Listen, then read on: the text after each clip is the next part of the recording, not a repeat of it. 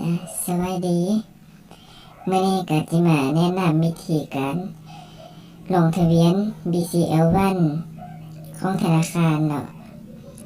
ก่อนอื่นก็ให้แต่ละคนเขาไปโหลดแอปเข้ามาก่อนเนาะโหลดแอป BCL1 เนาะ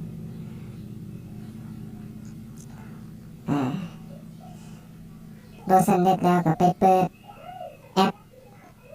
ขึ้นมาเลยเนาะให้แต่ละคนไปเปิดแอปขึ้นมาเลย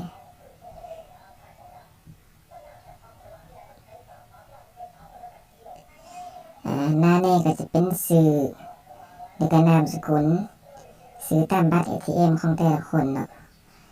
แล้วก็นามสกุลใส่คือกันตามบัตรนั่นแหละนามสกุลก็ให้คือกันแต่ให้แต่ละคนใส่เนาะใส่ซื้อไปเนาะ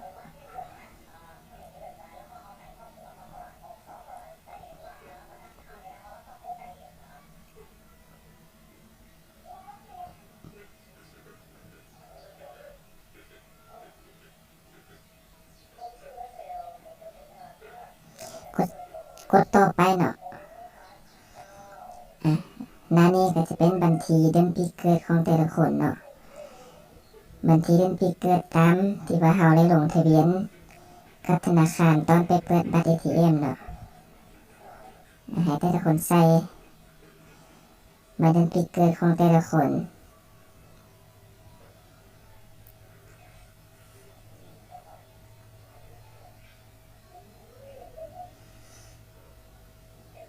กดต่อไป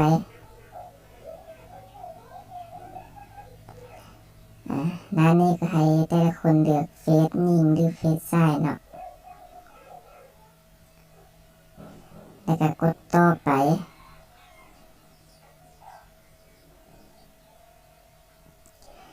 หน้านี้จะเป็นอีเมลเนาะให้แต่ละคนไปตั้งอีเมลอยู่ในโทรศัพท์ของแต่ละคนนั้นแล้วก็เอามาใส่บนสมัครอีเมลนี่เนาะ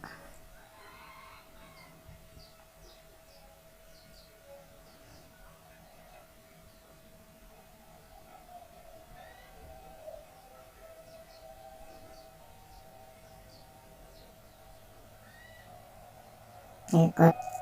ต่อไปเนาะอันนี้จะเป็นเบอร์โทรศัพท์ที่ได้แจ้งไว้กับทางธนาคารเนาะตัวนี้เนาะเวลาเราไปลงทะเบียนเวลาเราไปเปิดบัญชีอันเดียให้เอาเบอร์ตัวนั้นมาใส่อยู่บนเบอร์โทรศัพท์นี่เนาะ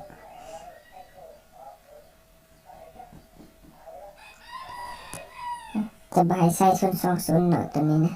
ถ้าเป็นราคาก็ใส่หาไปเลย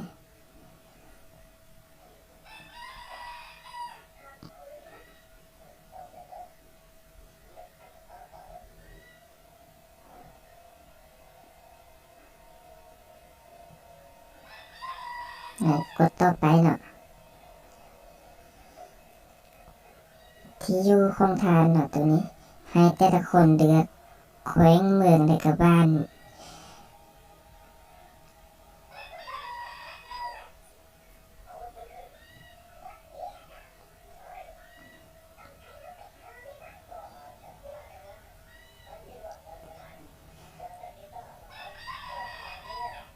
ให้ใส่ตาม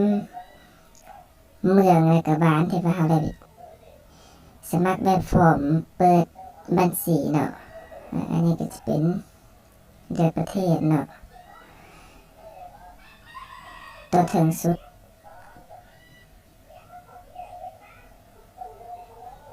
แล้วก็กด next ไปเนาะ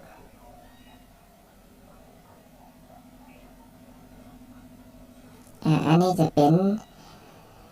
เลขบัตรของเฮาเนาะ16หลักที่ว่าอยู่นำบัตร ATM นั่นแหละโมเมนต์เลขบัญชีเลยตัวนี้เป็นเลขบัตร ATM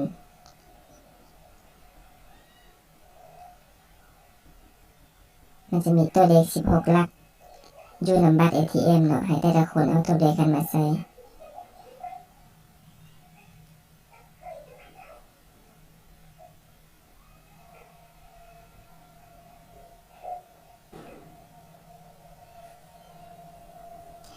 ส่วนบัตรที่สองหั่นบ่ต้องใส่เนาะใส่แต่บัตรที่หนึ่ง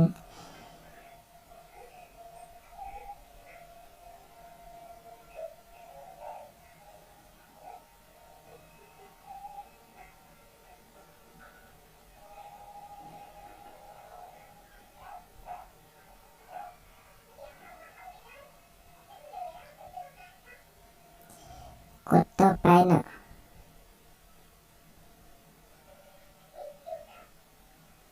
บ่ต้องกดเพิ่มเติมกดต่อไป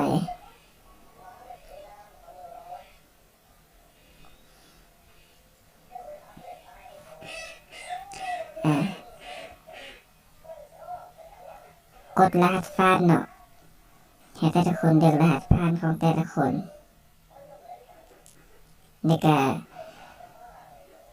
รหัสผ่านยืนยันเนาะยืนยันรหัสผ่านเนาะให้แต่ละคนกดใส่เนาะรหัสผ่าน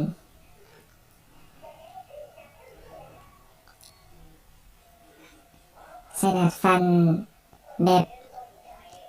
เอายากน้อยนึงเนาะเพื่อความปลอดภัยเนาะตัวนี้จะเป็นพอใส่รหัสผ่านแล้วก็จะให้ลงเริ่มลงทะเบียนใบหน้าเนาะตัวนี้นะลงทะเบียนใบหน้าคือแบบเป็นขั้นตอนสุดท้ายแต่ก็สำเร็จเนาะขอ